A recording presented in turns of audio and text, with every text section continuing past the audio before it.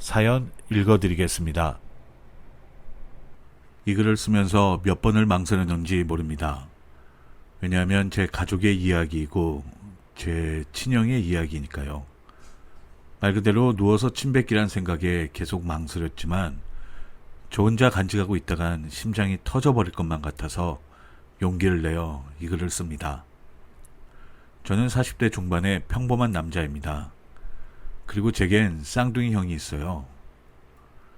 솔직히 부모님도 저희를 구분 못할 정도로 거의 똑같습니다. 그래서 어릴 적엔 일부러 형은 파마 머리를, 저는 바가지 머리를 하고 다녔죠. 그래야 구분이 가능할 정도였으니까요. 보통 쌍둥이들은 텔레파시가 통하네, 서로 눈빛만 보면 통하네, 이런 말이 있지만 형과 저는 정말 그랬습니다. 진짜 눈빛만 보면 무슨 생각을 하는지 알 정도였어요.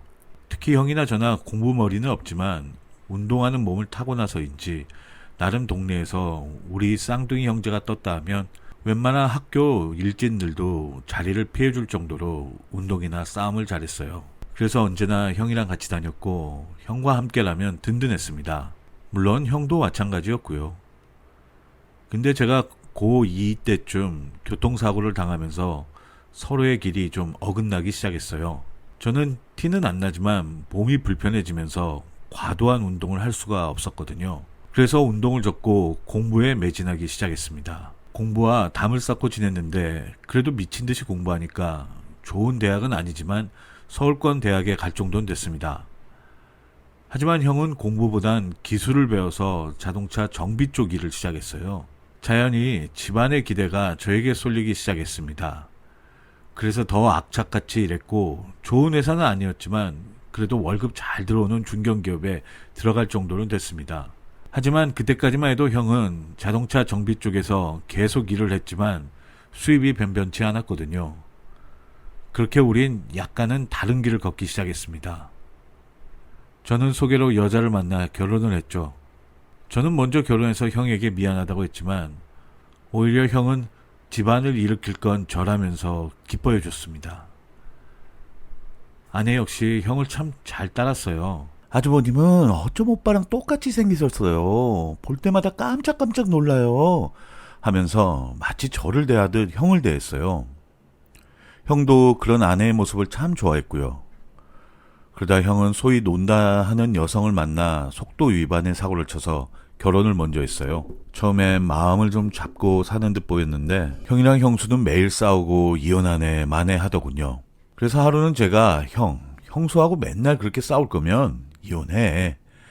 아직 애도 없는데 뭐하러 그렇게 살아? 그랬더니 형은 내가 외로운 걸 못 참잡냐. 미호나 고나 같이 살아보렸나. 그리고 네 형수가 그 말투가 좀 싸가지가 없어서 그러지 마음은 착해.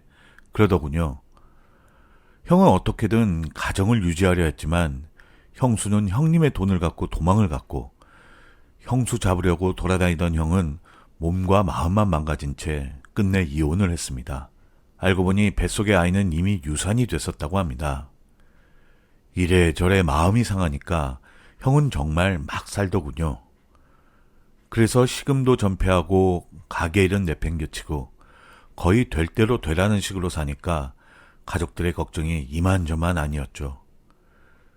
특히 제 아내가 많이 걱정을 했어요. 그래도 하나밖에 없는 시아주버님이 저렇게 되신 게 안쓰럽다면서 가끔 정비소에 가서 식사도 챙겨드리고 빨래도 좀 해드렸죠. 지성이면 감천이라고 형은 어느 날부턴가 점점 정신을 차리더군요. 자동차 정비일도 다시 시작했고 그동안 까먹었던 돈을 벌겠다며 백방으로 뛰며 일감을 얻어왔습니다. 형이 의욕을 보이니까 저도 기분이 좋아지더군요. 그렇게 형은 돈을 좀 벌기 시작하니까 자신감이 생겼는지 우리 집에 놀러 오기도 하고 가족들과 함께 여행도 가고 그랬습니다. 제가 꿈꾸던 가족의 모습이었죠. 근데 한 가지 걱정이 있었어요. 아내랑 저 사이엔 아이가 생기지는 않는 거예요. 병원에서 확인을 해보니까 제게 문제가 있었습니다. 고등학교 때 다친 것 때문인지 어떤 건진 모르겠지만 저는 남자로서 임신을 시킬 수가 없는 몸이라는 겁니다. 정말 세상을 잃는 기분이더군요. 형은 이혼해서 혼자 살고 있지. 저는 대를 이을 수가 없지. 이런 이야기를 도무지 부모님께 말씀을 드릴 수가 없더라고요. 남들이 보기엔 별 문제로 안 보일 수도 있지만 저희 집안이 손이 귀한 터라, 그리고 아버지 건강이 많이 좋지 않으셔서 손주만이라도 보고 싶다고 말씀을 많이 하셨거든요. 자식된 도리로서 손주를 보여드리는 게 당연했고요. 하루하루가 고통스러웠지만 그래도 사랑하는 아내가 있으니까 견딜 수 있었죠. 근데 하루는 형이 저에게 오더니 이야기 들었다. 아이 없으면 어떠냐. 너가 마지는 아니니까 걱정 말고 이 돈으로 재수 씨랑 바람 좀 쐬고 와. 이러면서 돈을 건네는 겁니다. 형은 역시 형이더군요. 참 고마웠습니다. 그 이후에 형은 몇 명의 여자를 만났는데 계속 잘 안 됐어요. 그래서 마음에 드는 여자가 없냐고 물었더니 형은 아유, 재수 씨처럼 예심 많고 가정적이면서 얼굴도 이쁜 그런 여자 없냐? 이러는 겁니다. 형, 우리 마누라는 세상에 딱 하나밖에 없으니까 꿈 깨고 그냥 괜찮은 여자 있으면 좀 만나봐. 이러다가 우리 집안 대가 끊기겠어. 이랬죠. 형은 알았다고 하면서도 건성건성인 겁니다. 그 이후로도 저랑 아내랑 소개팅을 억지로라도 시켜줬지만 형이 퇴짜를 놓거나 아니면 여성 측에서 퇴짜를 놓아서 이루어진 적이 없었습니다. 물론 딱 한 번 잘 될 뻔했죠. 몇 번 데이트도 하는 것 같았고요. 그리고 우리 가족이랑 형, 그리고 그 여성분이 만난 적도 있었고요. 근데 만나서 식사를 하던 도중 그 여성분이 이런 말을 하는 겁니다. 두 분이 정말 똑같이 생기시긴 했네요. 근데 남자친구가 어찌나 재수씨 자랑을 하는지 정말 뵙고 싶었어요. 그렇게 이쁘고 자상하고 배려심이 넘친다면서 질투날 정도로 자랑을 했다니까요.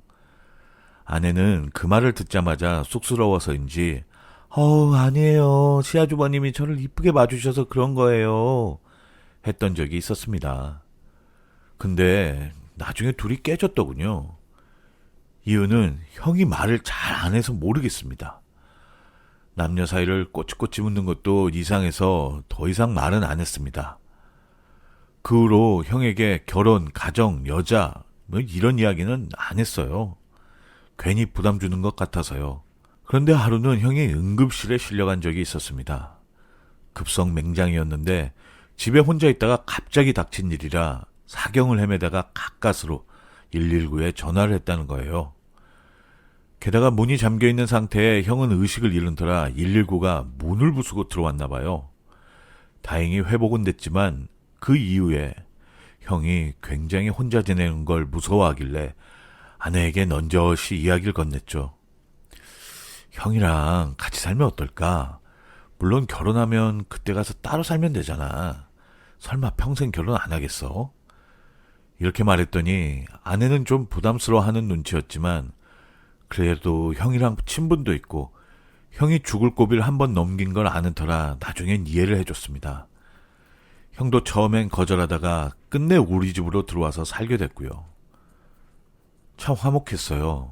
그리고 웃지 못할 일도 많았고요. 아내가 저를 형으로 착각해서 아주버님이라고 부르는 건 기본이고요. 형이 술을 마시고 조금 늦게 들어왔는데 저로 착각해서 잔소리를 들은 경우도 있습니다.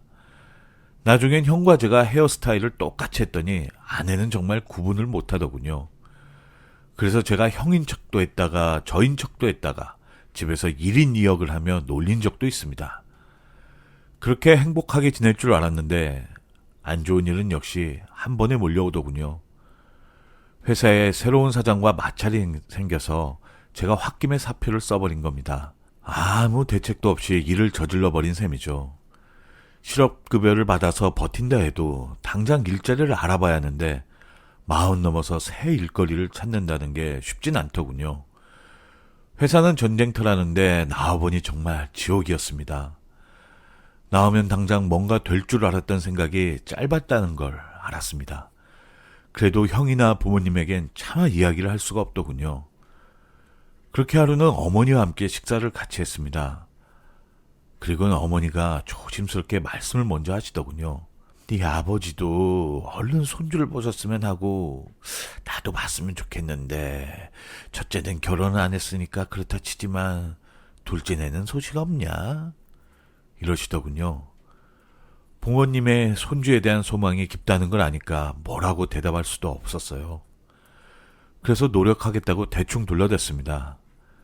점점 마음이 무거웠습니다. 그리고 언젠가 아실 이야기인데 말씀을 드려야 하나 고민을 했어요. 아내에게도 부담 줄 것 같아서 어머니의 이야기는 일부러 이야기는 안 했죠.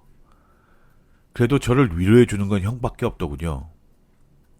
어느 날 형이 저랑 소주 한잔 하자고 했습니다.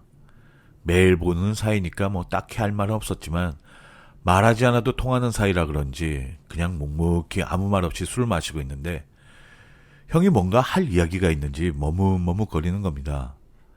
그래서 부담 없이 이야기를 해보라고 말했죠. 그랬더니 형은 내가 이런 말 한다고 오해하지 말고 들어라. 솔직히 내가 못나서 집안 대도 잊질 못하고 미안하다. 근데 동생아, 나는 어차피 결혼하긴 글렀어. 갑자기 형이 그런 이야기를 하니까 술 기운의 형한테 섭섭한 게 술술 이야기가 나오더군요. 형만 결혼해서 아이 낳으면 문제될 게 하나도 없는데 나는 애도 낳을 수가 없는데 부모님한테 이야기도 못하고 마음고생은 내가 하고 이게 뭐야? 형은 정말 미안해하더군요. 거기서 멈췄어야 하는데 형의 마음에 상처를 주는 줄 알면서도 상처를 주는 이야기가 슬슬 나오는 겁니다. 그랬더니 형은 소주를 벽나발 불더니 조심스레 이야기를 꺼내더군요. 솔직히 너가 실직한 거 안다. 그래서 도와주고 싶어. 일단 이 돈 받아. 1억이야. 순간 눈이 돌아가더군요. 그러더니 형이 이 돈으로 너 급한 물도 좀 끓여. 그리고 말이야. 하면서 갑자기 말끝을 흐리는 겁니다. 그래서 제가 뭐든지 이야기해보라고 했죠. 그랬더니 형은 지금 아버지도 언제 돌아가실지 모르니 손주도 보여드려야 하는데 나는 당장 가망성이 없으니 우리 피를 이어받은 손주 보여드리는 문제를 해결해야 하지 않니? 그래서 내가 곰곰이 생각해봤는데 이러더군요. 그래서 제가 어떻게 할 건데? 어디서 애라도 데려올 거야? 뭐 숨겨놓은 애라도 있어? 그랬더니 형이 그 다음에 이어서 하는 말에 저는 충격을 받았습니다. 형이 한 말은 내가 딱 하루만 네 노릇을 할 테니 재수 씨랑 하룻밤만 있게 해주면 안 되겠냐? 이러는 겁니다. 이게 참 막상 이야기를 들으니 화도 안 나더군요. 물론 형이 제 아내를 좋게 보는 건 알고 있었지만 지금 1억 원으로 제 아내와 그 짓을 하겠다는 그 뜻으로 들리는 겁니다. 아무리 대를 잇는 것도 좋지만 누가 자기 친형과 아내가 그렇고 그렇게 하는 걸 허락해 주겠습니까? 그래서 형의 멱살을 잡고 욕을 퍼부어줬습니다. 말이 되는 소리를 하라고 했죠. 형도 어느 정도 제 반응을 예상했는지 묵묵히 있는 겁니다. 그러면서 형이 하는 말이 미안하다. 1억은 내가 모은 돈이니 너가 일단 써. 그리고 재수씨 이야기는 못 들은 척 해라. 그리고 가버리는데 정말 미치겠더군요. 그 말이 계속 귓속을 맴도는 거예요. 그리고 이대로 둬선 안 되겠다는 생각에 가는 형을 붙잡아서 몇 대 때려줬습니다. 형은 말없이 맞고만 있더군요. 그러더니 내가 잘못했다. 다시는 안 그럴게. 그러는 겁니다. 때리는 제 마음도 너무 아팠습니다. 내가 못나서 이런 일을 겪나 자책감도 들었군요. 그 이후로 형만 보면 자꾸 기분이 이상해지고 예전처럼 형제가 생기질 않는 겁니다. 아무것도 모르는 아내는 형을 챙기려고 하는데 저는 이유 없이 화만 내며 형한테 잘해주지 마. 당신이 그렇게 실실 웃으면서 잘해주니까 형이 헛소리를 하지. 라고 화를 내고 말았죠. 영문도 모르는 아내는 왜 그러냐며 화를 내고 계속 악순환이 계속됐죠. 그래서 형에게 미안하지만 집을 나가달라고 했습니다. 형도 알았다며 순순히 집을 나가더군요. 그렇게 이 일은 평생 저 혼자 마음에 묻어두려고 했습니다. 자존심은 상했지만 일단 먹고 살아야 하니 5천만 원은 형에게 돌려주고 5천만 원은 그동안 우리 집에서 먹고 잔 숙박비라 생각하고 받았습니다. 그 이후로 형하고 연락도 안 하게 됐고요. 그렇게 몇 개월 지났나 형에게 미안한 생각이 들더군요. 형 딴에는 그렇게라도 집안 문제를 해결하자는 절박한 말이었을 텐데 제가 다짜고짜 화내고 때리고 집을 나가라고 한 것 같아서 미안했습니다. 형 생각이 문득 나서 언제 한번 전화해서 소주 한잔 하자고 그냥 풀어버리자라는 생각을 하고 있었죠. 근데 어느 날 아내가 저에게 은밀한 사인을 보내더군요. 그동안 아내에게 모질게 대한 것도 있고 해서 그날 밤 같이 침대에 누웠는데 갑자기 아내가 충격적인 말을 하는 겁니다. 여보, 사실은 아주버님이 이야기를 했어. 나 다 알아. 이러는 겁니다. 저는 무슨 소리인가 해서 물었더니 아내 말은 우리 형님이 은밀한 제안을 했고 그리고 그 제안을 제가 거부한 것도 안다고 하더군요. 그런 일을 알고 난 후 여자로서 수치심이 들어서 한동안 갈등을 했다는 겁니다. 머리가 띵해져 오더군요. 이미 형은 사고를 친 거였습니다. 아니 그런 이야기를 제 아내에게 하다니 완전 미친놈이 따로 없었습니다. 세상이 무너진 기분이더군요. 그리고 형을 찾아가서 정말 어떻게 해버리고 싶었습니다. 이건 형이 아니라 정말 쓰레기였던 거죠. 그래서 형에게 연락을 해서 만났죠.